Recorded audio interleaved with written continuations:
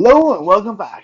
Toy Thursday with Johnny Tiger on September 15, 2022. And what in the world are we looking at here? Well, we are looking at, uh, well, quite frankly, a pile of trash. But they're not actual trash. They're toys that make up to look like trash. They are action figure trash. Why am I showing you a pile of trash in the beginning of the video? Because today is Greenpeace Day, so we are supposed to be all more environmentally conscious and find way to help the world. And I thought, if we're going to be talking about Greenpeace and environment and all that, there's just a couple of really relevant, fitting characters, and I'm going to show you guys one of them. Now, I believe that we have featured this guy one time in the past, long ago, maybe 2 years ago. I don't know, I can't remember all the figures I've shown you guys.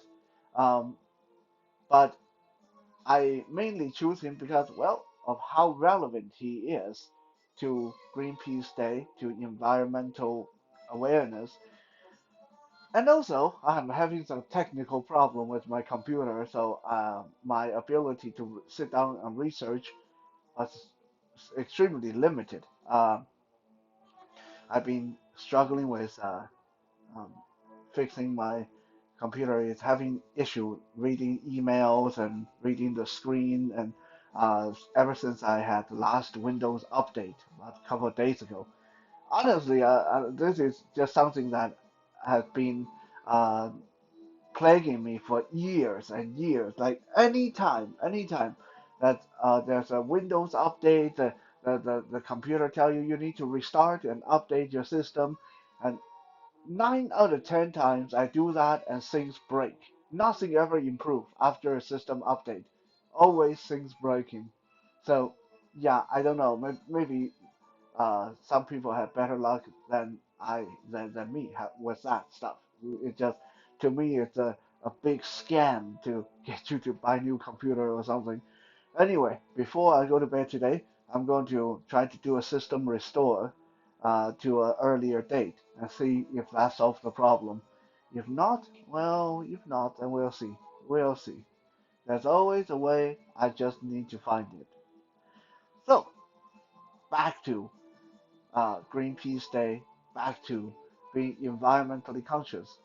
And nowadays, we human beings, we do generate a lot of trash, a lot of garbage, tons and tons and tons of, maybe hundreds of tons, thousands of tons, millions of tons of garbage is buried, burned, expelled into outer space and all that stuff.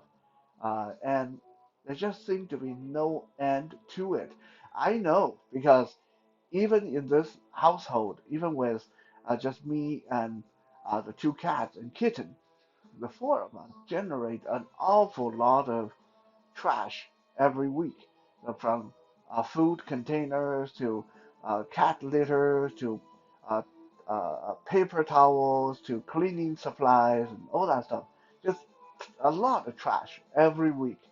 So I can imagine that if you take this household as a standard and then you look at how many people there are in the world, that's a scary thought. So I think uh, that just makes our subject of the day even more relevant uh, for this topic. So let me, without further ado, bring in our figure of the day.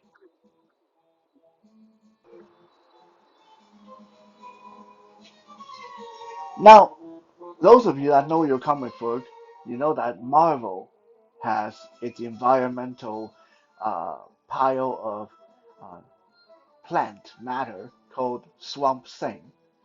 And DC Comics, or actually, let me rephrase that. DC Comics has Swamp Things. Marvel has similar called Man Thing. Yeah, they were not very careful with names back then. I mean, if I make a character called Man Thing, everyone would laugh me out of town. But apparently back then it was okay. Anyway, so there has always been a debate on did Marvel copy DC or did DC copy Marvel? Well, today I'm going to tell you both Marvel and DC copied their environmental monster off of someone much older. Introducing the Heap. This horrifying pile of goop, pile of garbage, this horrifying creature was first introduced to the world by Hillman periodical back in 1942, 1943. The origin was he was originally a World War II fighter jet pilot who crash landed in a swamp and died and then got reanimated by all the stuff that were in the swamp, and then he became this monster that was covered in mud and swampy matter. Fast forward, uh, Human periodical went down the pipe in around 1953. So the heap and its related content became, well, public domain for a while. Finally, in the 80s, another comic book company called Eclipse Comic picked up the license for the heap, but they didn't really do anything with it. In 1994, Eclipse Comic went down the tube, and all its characters and licenses got bought out by one of my favorite toy makers and comic book artists of all time, Todd McFarlane. And finally, by 1996, 2 years after acquiring the license for the Heap, McFarlane brought the Heap back in his Spawn comic book. This time, the Heap is no longer the original fighter jet pilot reanimated in the swamp. This time, the Heap was originally a homeless guy named Eddie who got murdered in a dark alley. And because of the way he died, his body reanimated and fused with all the trash and garbage and litter around him, turning him into this big walking pile of garbage that wander the world and vengeful and particularly is attack people who are not environmental. And even more, the heap is basically the champion, the avatar of this alternate universe called the Green World, which in the Spawn comic book is the symbol, the embodiment of Mother Nature. So you can say this big pile of garbage that walking around, that's scary, that's eating people, is the champion for Mother Nature. Finally, by 1998, 2 years after his debut in Spawn comic, Todd McFarlane put the Heap in his Spawn Series 12 toy line, and that is the figure you are looking at today. So this is an old figure. This figure dates back to 1998. For many collectors, even today, the Heap is one of those symbols of what how good action figure could be back in the mid 90s. The Heap has always been on the top list of some of the must-have creatures, some of the must-have creations made by Todd McFarlane, and it's not hard to see. This creature is mostly green and brown, and it's huge, and especially going by the standard back then, he's about 7 inches tall and at least 5 inches wide and 5 inches from front to back. He is a big, bulky uh, monster of a figure. Now, comparing to figures today, he's not really that big anymore, but again, comparing to figures back in the 90s, this was huge.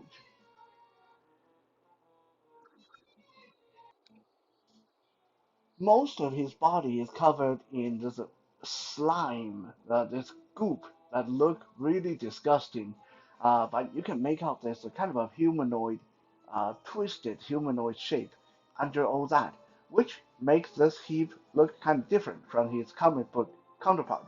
Because in the comic book, the Heap looked like a big mound of shambling, walking garbage that doesn't really have a human shape. But that would be really hard to make in action figure form. So Todd McFarlane sort of got a little bit creative and put a more of a human shape on this guy. But even then, this is a crazy looking beastie.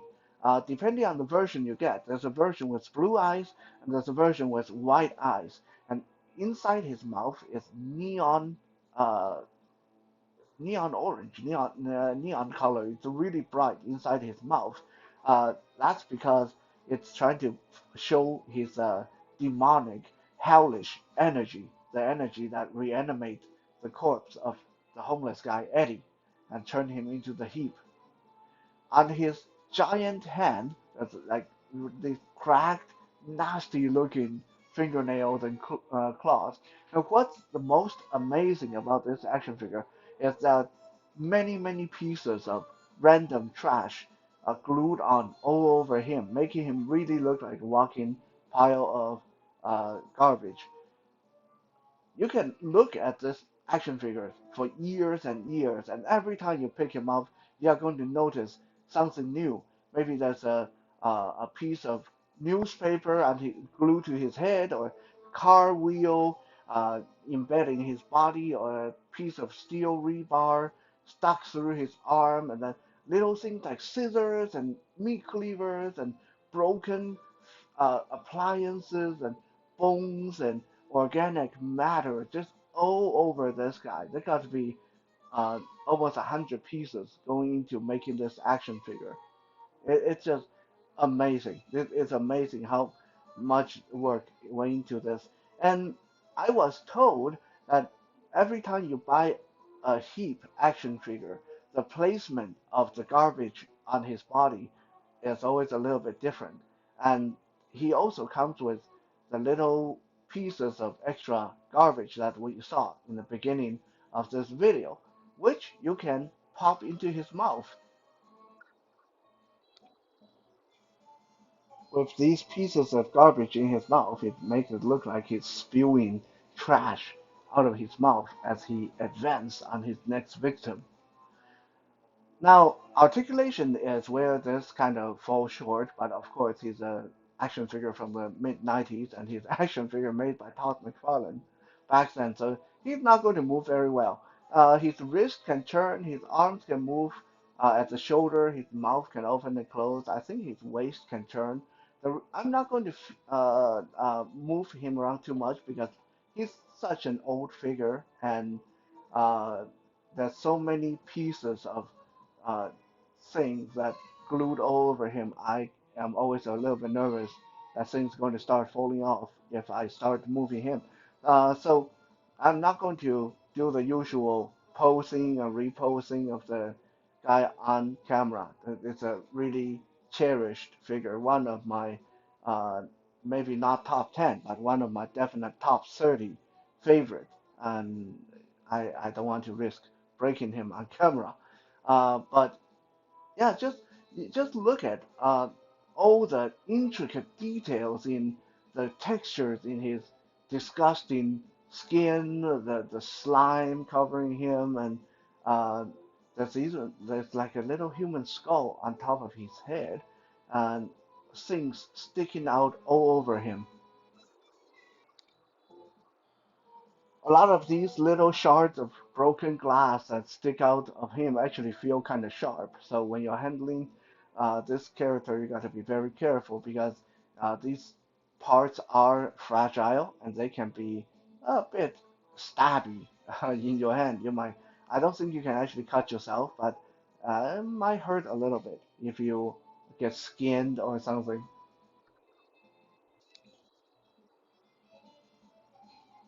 Honestly, lately, McFarlane has been putting out some amazing new versions of his old figures.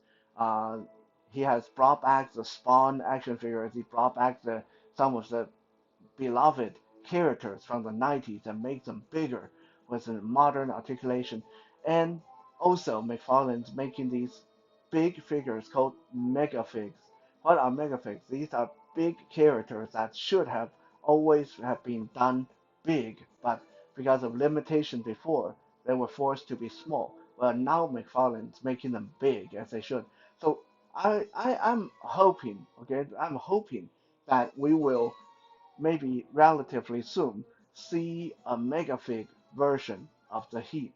The Heap has been around for a long time, since 1998. It is time for him to receive an upgrade where he can have joints that actually move, where he can be properly large. Now, speaking of that, even though this Heap is not quite as big as I wish he would be, he is quite sizable still. Let me bring in a modern human-sized figure for comparison very quick. Here is the Heap standing behind Spider-Man, and you can see that even though this Spider-Man is modern size, is a 6-inch action figure, he still look kind of puny next to the Heap, who absolutely dwarfed a lot of action figures back in the 90s. Uh, so yeah, that kind of gives you an idea of how big the Heap is, even comparing to normal size action figures today.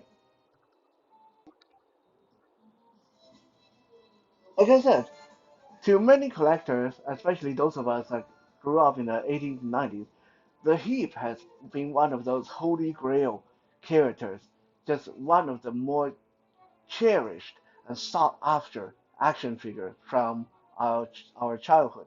Maybe not everyone know his backstory, or maybe not everyone know how far back this character goes. Heck, like I said, 1942 is when he got started, and that's the year when my father was born.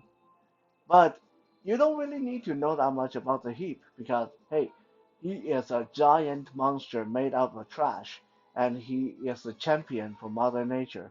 What more do you need to know? With that, we come to the end of today's episode. I hope that we'll all be a little bit more environmentally conscious. Now we are actually experiencing all this crazy nature patterns, natural disasters, and weather systems, and heat, and cold, and fire, and rain, and flood. Maybe it is time for us to actually take this a little bit more serious. That's my PSA of the day. We'll hopefully be back with Kitten tomorrow for some Fitness Friday. For now, have a good night.